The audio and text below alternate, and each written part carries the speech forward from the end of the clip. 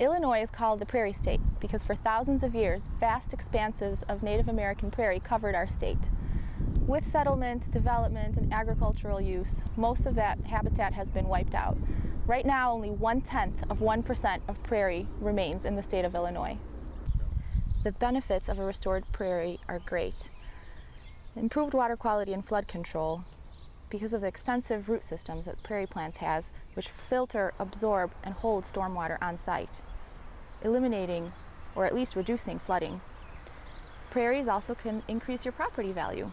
Studies show that an estimate about 5% increase in property value of your home if you have a prairie close by. A study from 1993 by the Illinois State Water Survey estimated the value of open space for floodplain storage, including wastewater reclamation and aquifer recharge, as more than $52,000 per acre in the Chicago region, or for our size prairie, about $234,000. Not to mention the incredible value to wildlife, habitat, and biodiversity. Prairies enhance the recreation and the natural experience for residents in Prospect Heights. And lastly, it does reduce maintenance costs for ComEd. Today, I'm going to lead you through the progress of the prairie restoration occurring here, led by the Prospect Heights Natural Resources Commission in its second year of restoration. In any type of ecological restoration, you need to understand the land use history of the site. So this area was in agricultural use. This 4.5 acres was in agricultural use for decades, followed by ComEd right-of-way use. I am standing in an area that is very representative of what our site looked like before the restoration. It's very important to know what you start off with before you put down any seed or really do anything. When we did our original survey using quadrat sampling, we found that we had about 80% Eurasian grasses, about 2% clover, and the rest just non-native weedy species of non-native plants that didn't really support any wildlife. After removing all of the non-native vegetation on site, on December 7th, 30 volunteers gathered to put down 80 pounds of seed over the 4.5 acres. Now, why was it so important to understand what we had beforehand? The reason is that along with that 80 pounds of seed that we put down, years and years and decades of seed from these weeds and Eurasian grasses would have accumulated in the soil. So we needed to know that not only our prairie seedlings were going to come up, but also the weeds of what was here before the restoration. What we very quickly discovered was that there was different conditions throughout these 4.5 acres that affected the results. For instance, I am standing here in a half an acre that we lovingly call Marcia's Prairie. In this area, the site was mowed every week or two for the last 30 years. As a result, there was no accumulation of clover seed in this area.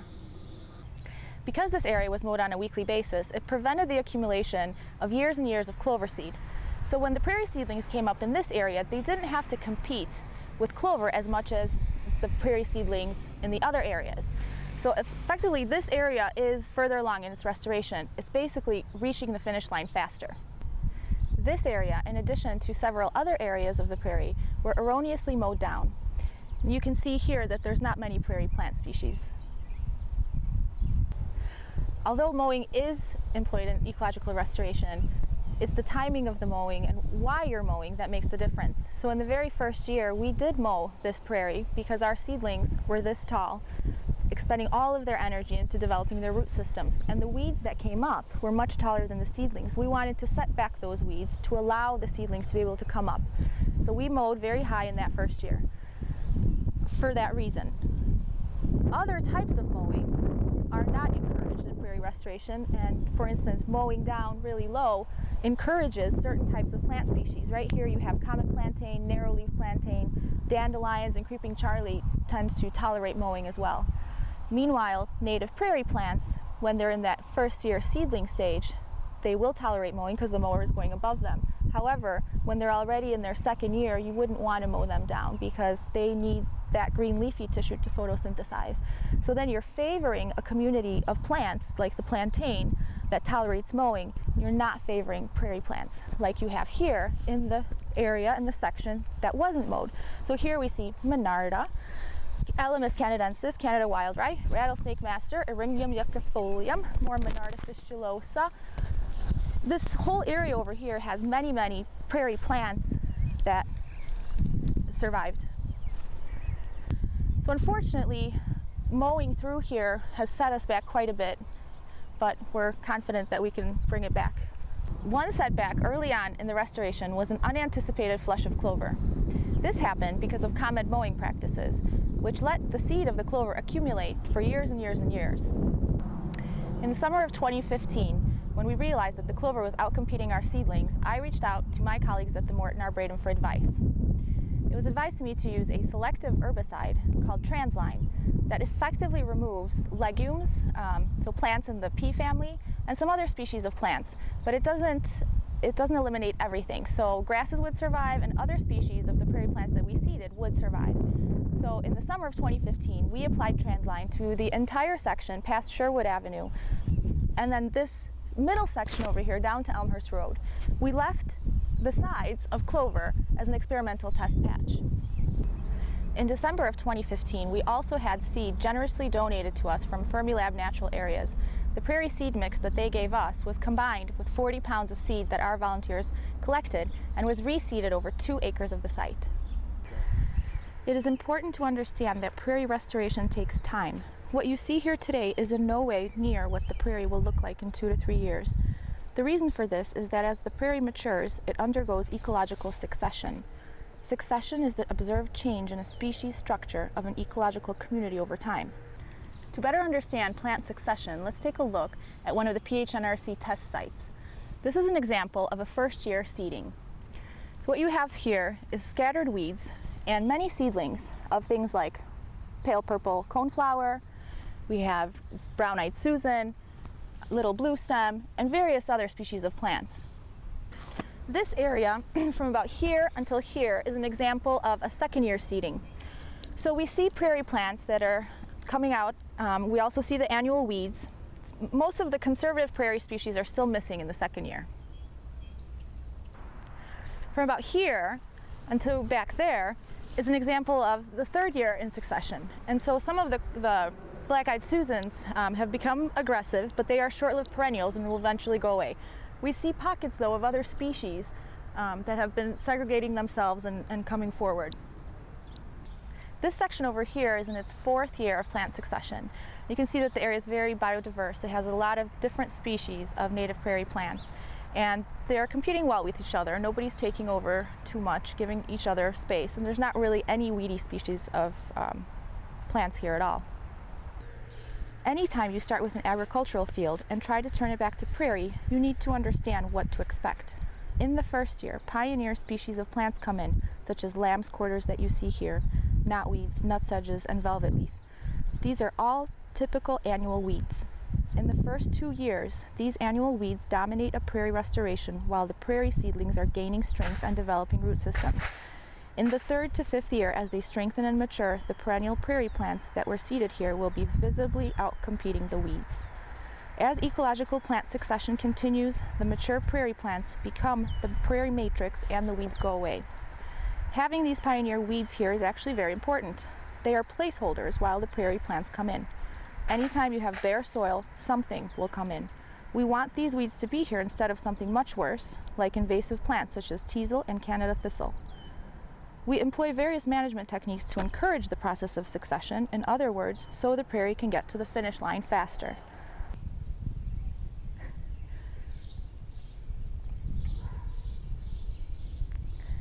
This is one of the areas where we store our native plant plugs. Here you see over 20,000 plants representing over 80 species of native prairie plants.